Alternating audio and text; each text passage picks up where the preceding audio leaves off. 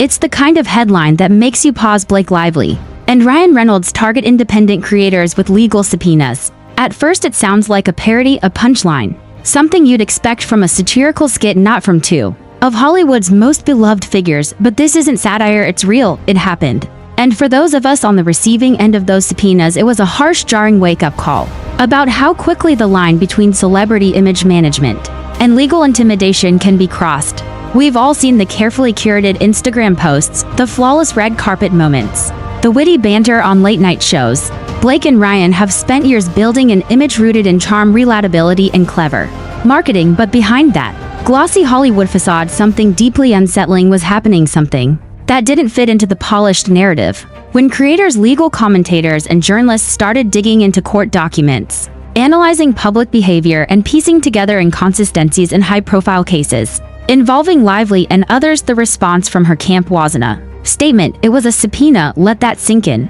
Instead of addressing the criticism publicly or offering a counter-narrative through open dialogue, her legal team opted to drag creators into the courtroom, not for lying, not for spreading disinformation, but for doing what the internet has always done: talk, debate, dissect, and react. And while Ryan Reynolds may have kept his hands clean publicly, his silence during this entire debacle has raised more questions than answers. Was he unaware? Was he complicit? Or worse, did he just not care? But here's the thing, this isn't just about one actress or one actor. It's about a much bigger fight, the fight for free speech in a digital era, where power dynamics are shifting fast. Today, a YouTuber with a mic, a lawyer on TikTok, or a podcaster with 10,000 loyal listeners can shape public opinion just as much and sometimes more than a legacy media outlet. And that makes the establishment nervous. So what happens when commentary starts to get too close to the truth? What happens when content creators begin connecting dots that PR teams desperately want to keep unconnected? In the case of Blake Lively, it appears the answer was unleash the lawyers. But here's what they didn't expect. They didn't expect creators to fight back. They didn't expect legal teams to step up. They didn't expect public support to swell in our favor. And they certainly didn't expect the court to side with the very voices they were trying to silence. This isn't just a story about legal documents and courtroom drama. This is about a power struggle between Hollywood elites and the decentralized, democratized voices of the internet, and it's not over yet. This is the untold story of how creators were targeted, how we fought back, and how a couple of subpoenas turned into a movement. This is about free speech, legal overreach, and the people who refuse to be silenced. Let's begin. The moment things truly shifted didn't come with a headline. It came through a series of online interactions, legal filings, and behind-the-scenes whispers that suddenly turned into lawsuits. For months, the Hollywood couple Blake Lively and Ryan Reynolds had been trying to distance themselves from growing scrutiny around their involvement, directly or indirectly, in the ongoing legal chaos involving Justin Baldoni, leaked texts, and a series of explosive claims that refused to fade. It began with murmurs. A few content creators started raising questions about the timing of Lively's public statements, how she was selectively responding to media narratives, and the subtle but strategic efforts to frame herself as a victim. Simultaneously, Ryan Reynolds, usually known for his sarcastic charm, had gone noticeably silent. His once playful banter now replaced with unusually tight-lipped appearances and a deliberate avoidance of any questions relating to the drama surrounding his wife. But the backlash wasn't just digital. What had once been confined to Reddit threads and speculative YouTube breakdowns took a dramatic turn when a group of independent journalists and creators were suddenly informed that they were being subpoenaed, not by law enforcement but by Blake Lively's legal team. The goal: access to private communications, social media DMs, emails, unpublished videos, and even back-end analytics of public commentary. This move sent shockwaves through the commentary world. The idea that a Hollywood actress would weaponize the court system to go after content creators, most of whom were simply discussing publicly available information, crossed a line that few expected. And it didn't take long for creators to mobilize. It wasn't just one or two channels receiving these demands. The list started growing, and fast. From mid-sized YouTubers to independent investigative podcasters, the subpoenas seemed scattershot, but intentional, and the underlying tone was unmistakable: intimidation. For many of us, the message was clear: back off or face legal consequences. But instead of retreating, the response was swift and defiant. A coalition began to form. Creators started talking, comparing notes, sharing legal advice, and most importantly, documenting everything. What began as a scattered response quickly evolved into a coordinated effort to push back, and that's where my legal team stepped in. Our first move was simple: understand exactly what we were being accused of, and determine whether Blake Lively's legal basis for these subpoenas had any merit. As it turned out, much of what they were asking for wasn't just invasive, it was legally questionable. They were seeking internal content creation records, draft scripts, private discussions with sources, all under the justification that it might contain evidence of coordination or malicious intent. Let's be clear, there was no coordination, no conspiracy, just individuals independently commenting on a highly publicized legal case that had already captured national headlines. Still, the subpoenas came, and the threat behind them was very real. The legal team moved fast. We filed motions to quash legal requests to the judge to reject the subpoenas on the grounds that they were overly broad, invasive, and clearly designed to suppress lawful commentary. At the heart of our argument was the First Amendment. You cannot punish someone for having an opinion, especially when that opinion is based on facts already in the public domain. But the fight wasn't just happening in court. Public sentiment began to shift as well. Prominent voices in the free speech community started to speak out. Legal analysts began dissecting the subpoenas and questioning the motives behind them.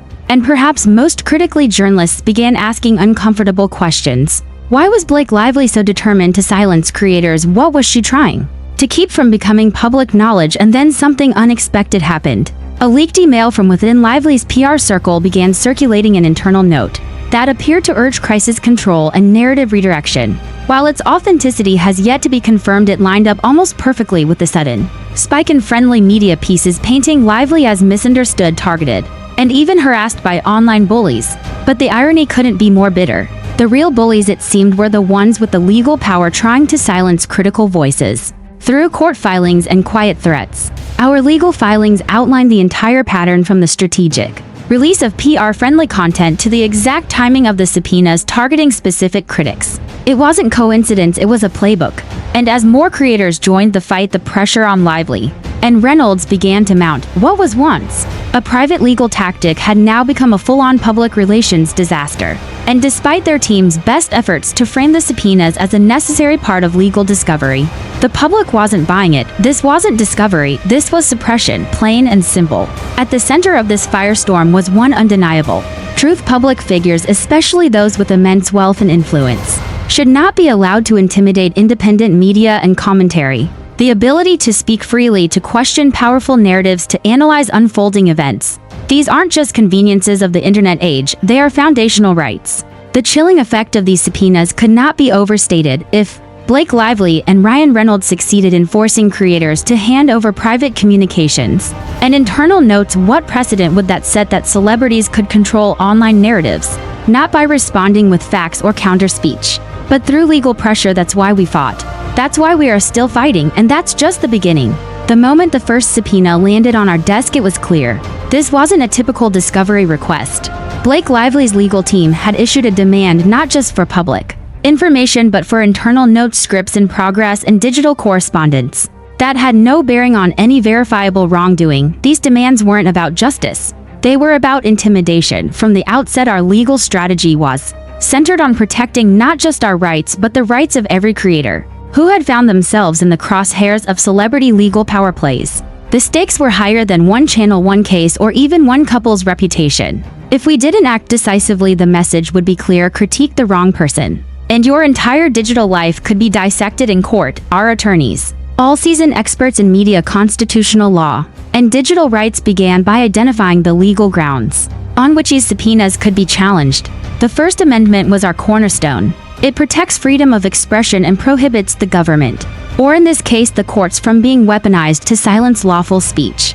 One by one, we prepared motions to quash these legal filings, argued that the subpoenas were overly broad, irrelevant to the case at hand, and posed a significant threat to the constitutionally protected activities of journalists and commentators. Our filings referenced landmark cases where courts had sided with independent journalists in the face of similar attempts at forced disclosure. We also relied heavily on reporters' shield laws, which exist in many U.S. states to protect journalists from being forced to reveal confidential sources or unpublished materials. While the definition of journalist has evolved in the age of digital media, courts have increasingly recognized that independent creators, podcasters, and commentators deserve the same protections, especially when they're engaging in public interest reporting. But we didn't stop there.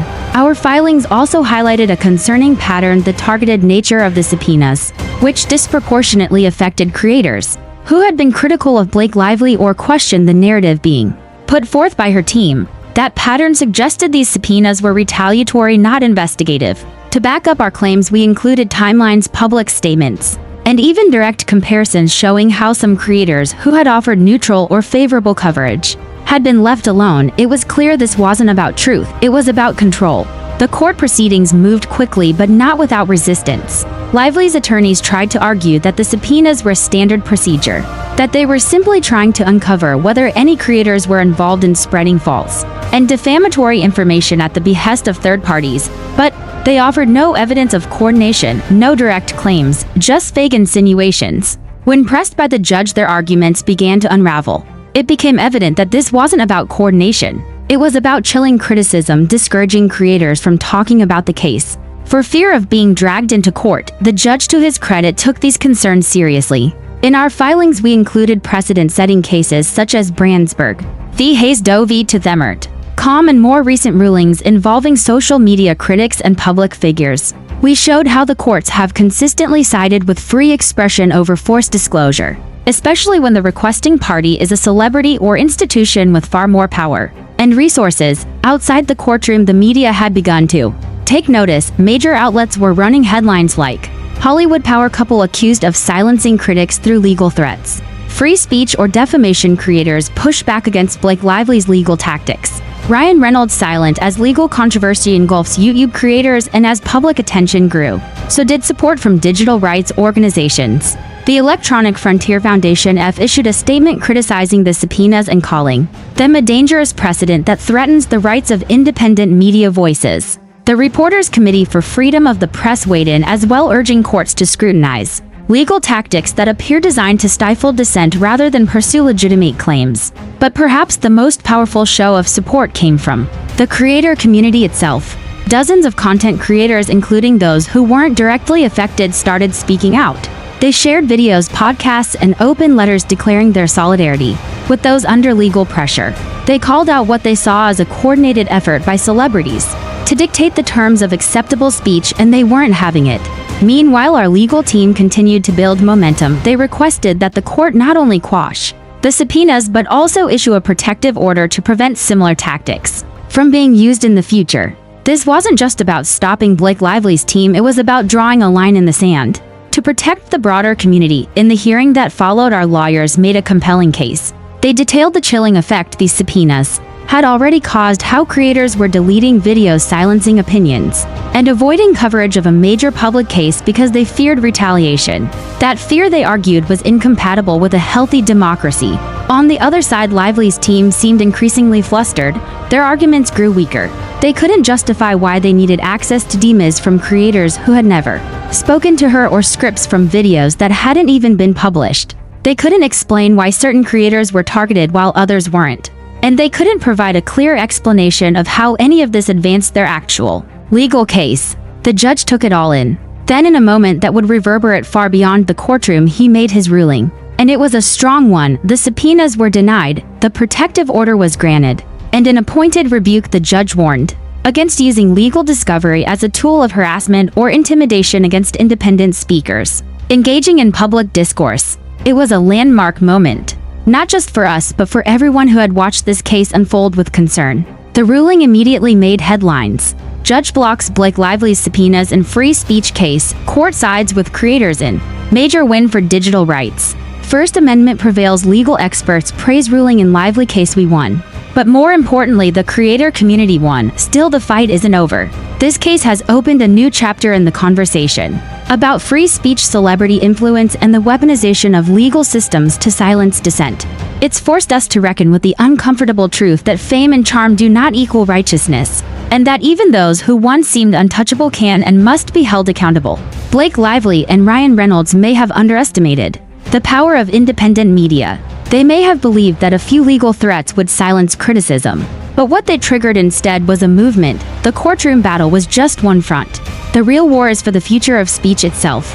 And creators everywhere are now more awake, more organized, and more determined than ever to ensure that truth-telling isn't something you need a lawyer to do safely. The courtroom ruling sent tremors across Hollywood, but it wasn't just the legal world that took notice. Within days of the judge's order rejecting Blake Lively's subpoenas and granting a protective measure in favor of creators, the entertainment industry was abuzz. And not everyone was on Lively's side. While some insiders tried to downplay the loss, calling it a procedural setback or a technicality, others weren't so willing to toe the party line. The broader issue had become impossible to ignore. A list of celebrities using their vast legal teams to target digital voices for criticism wasn't just a PR misfire, it looked like an abuse of power. In private conversations and anonymous interviews, several industry professionals began to speak out. One director who had worked with Lively in the past reportedly told a journalist, "There's a line between protecting your reputation and weaponizing your privilege. This crossed that line." Another actor quoted off the record called the subpoenas a mistake of ego, a very public one. But while Blake Lively's team scrambled to mitigate the damage, it was Ryan Reynolds' silence that became one of the most talked about dynamics in the entire saga. Reynolds, normally a master of social media engagement and quick-witted responses, had gone completely dark on the issue. For weeks he avoided any interviews that might bring it up. His press appearances were carefully managed, and when asked about the subpoenas during a brief red carpet moment, he offered only a tight-lipped no comment before being ushered away by handlers. Too many. The silence spoke volumes. Was Ryan Reynolds genuinely uninvolved in the subpoena campaign, or was he silently supporting it from the shadows? Did he disagree with Lively's approach, or was he simply protecting his brand by staying out of it entirely? Whatever the truth, the public began to draw their own conclusions. Commentary channels, legal experts, and even entertainment journalists began dissecting his silence. Several creators noted that Reynolds had previously made public statements defending satire, free speech, and open criticism, including jokes at his own expense. This contradiction between his prior advocacy and his current silence was jarring, to say the least. Meanwhile, inside the entertainment industry, lines were being drawn. Some celebrities and influencers rallied behind Blake Lively, posting messages of support on social media and framing the backlash as online bullying against her. But others quietly unfollowed her on Instagram, declined to comment, or even liked posts criticizing her legal actions. Small but telling signals in the age of digital optics. Then came a surprise twist. Anna Kendrick, longtime friend of both Reynolds and Lively and someone known for speaking her mind, posted a cryptic tweet.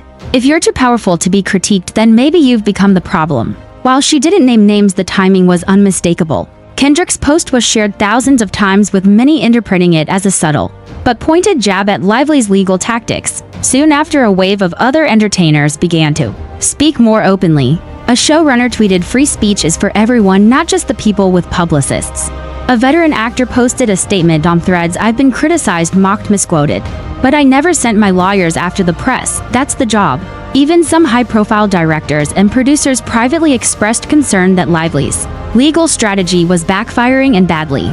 The most notable aspect of this backlash was how it revealed a growing divide within celebrity culture itself. On one side were the legacy stars, those who still saw criticism as a threat, who clung to tightly controlled media narratives. On the other side were the newer voices, content creators, streamers, actors turned producers, who recognized the internet as an ecosystem where conversation can't be dictated from the top down. And caught in the middle was Ryan Reynolds. His silence became more difficult to sustain as coverage intensified. Editorials began appearing in mainstream media outlets, questioning why Reynolds, a known advocate for creativity and an entrepreneur deeply embedded in the digital space, had failed to take a public stand. One editorial in The Hollywood Reporter asked pointedly, if Ryan Reynolds believes in digital storytelling, transparency, and expression, why hasn't he defended creators being dragged into court for exercising those exact rights? A week later, Variety ran a headline that pulled no punches: the Reynolds Lively subpoena debacle, a celebrity couple's misstep with lasting consequences. Even publicists began weighing in, warning that the couple's brand was taking a hit. Privately, they acknowledged that the fallout could have been minimized with an early apology or statement, but now as the case gained momentum, the absence of any acknowledgement was starting to look intentional and arrogant. At the same time, the creator community was growing louder and more unified. Top commentary channels published long-form breakdowns of the legal timeline. Independent legal analysts made videos clarifying what the court had ruled and what it meant.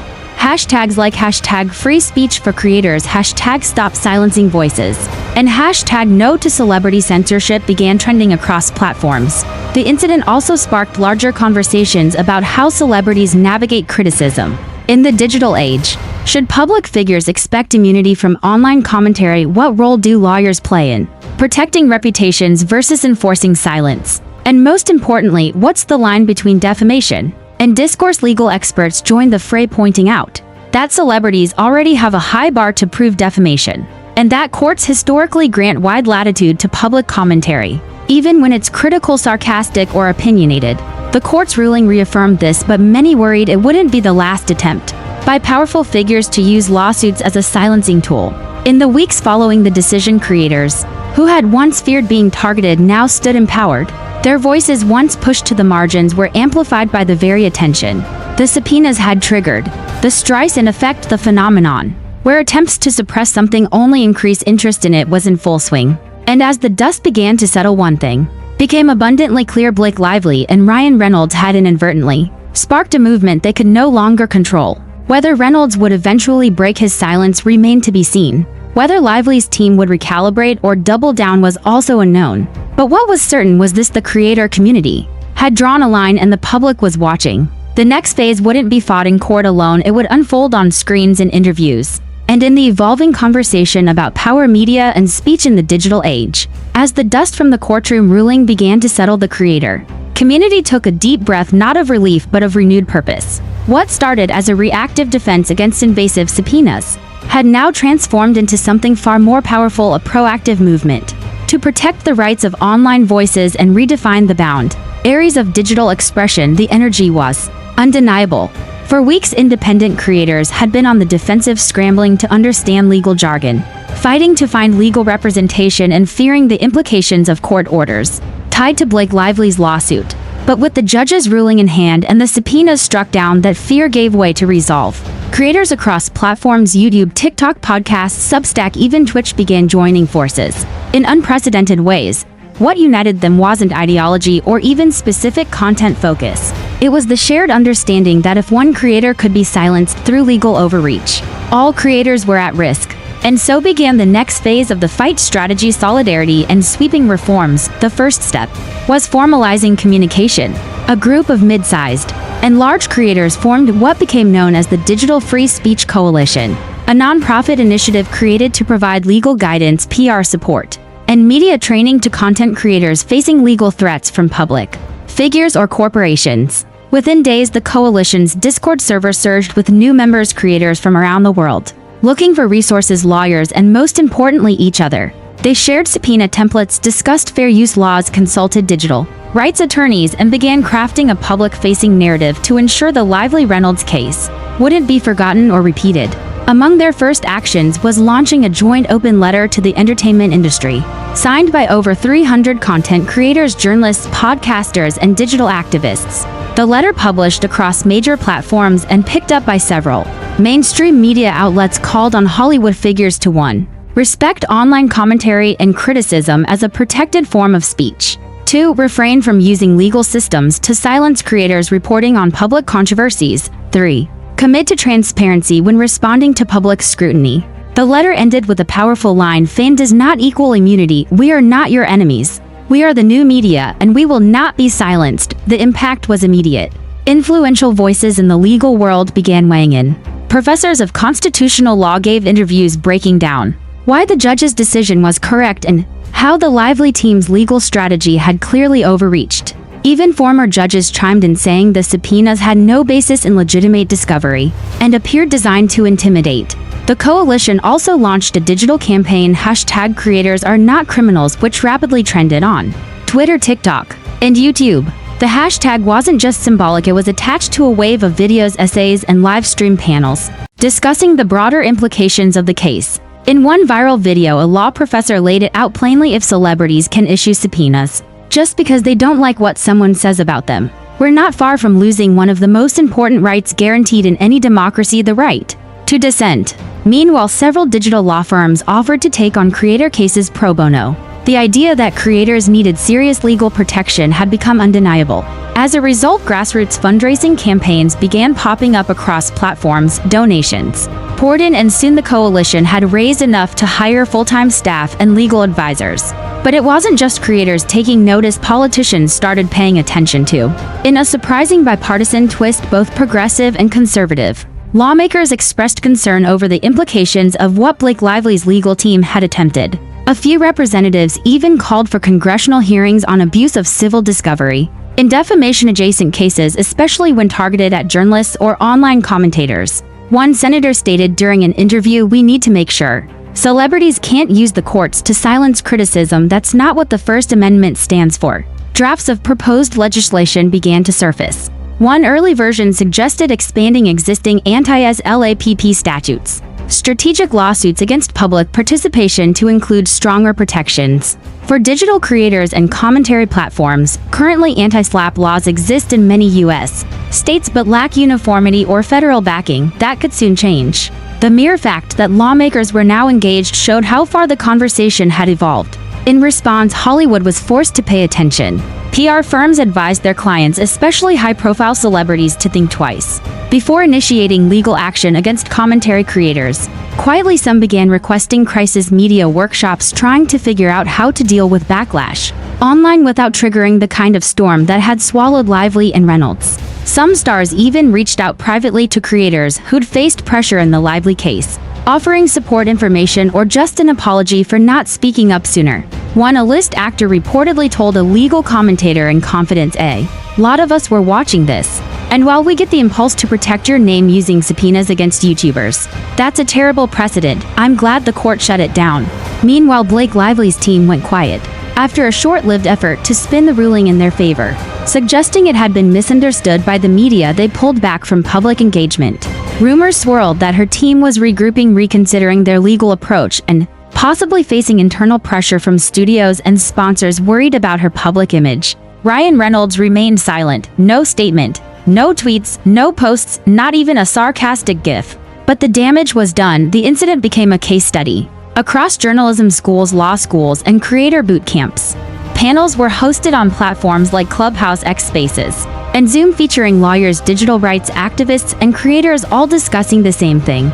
How do we stop this from happening again? One panel hosted by a major university offered an answer: educate creators on legal basics, provide affordable legal defense options, pressure platforms to stand up for their creators, call out abusive legal tactics publicly, and above all, don't be silent when power is abused. By the end of that week, major tech platforms, including YouTube and Substack, were reportedly reviewing internal policies to identify how they could better support users facing legal threats over protected speech. While no formal changes were announced, insiders claimed the issue had moved to the top of the agenda. The Lively Reynolds legal fiasco had officially changed the game, and at the heart of it all was a simple truth: creators matter, not just as entertainers, but as watchdogs, commentators, analysts, and yes, critics. The attempt to intimidate them had failed, and in its place rose a new, stronger, more unified digital media force. The days of ignoring creators as just YouTubers or just podcasters were over. What came next would be the true test. Could this new coalition of voices maintain its momentum? Would creators remain organized once the media cycle moved on? And how would Hollywood, especially those still watching from the sidelines, adapt to a world where pushing back might mean going viral in all the wrong ways? These were questions for the next chapter, but for now, one thing was certain. The fight wasn't just legal, it was cultural. And for the first time in a long time, the creators were winning. As the dust settles, the message is crystal clear: the courtroom is not a playground for intimidation, and the internet is not a place where speech can be selectively controlled by fame, fortune, or fear.